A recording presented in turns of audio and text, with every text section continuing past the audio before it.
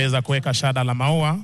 Mheshimiwa Rais, kwa ruhusa yako kama Amiri Jeshi Mkuu wa Majeshi ya Ulinzi, nitaomba hivi sasa kwa heshima OIC Burial ama kiongozi ambaye aliweza kuongoza mazishi haya aweze kukabidhi bendera kwa military police ili waweze kumkabidhi Mama Aida Odinga kwa shukurani ama ikiwa ni ishara ya shukurani kwa kazi ambayo kiongozi huyu aliweza kutekeleza kwa taifa letu la Kenya.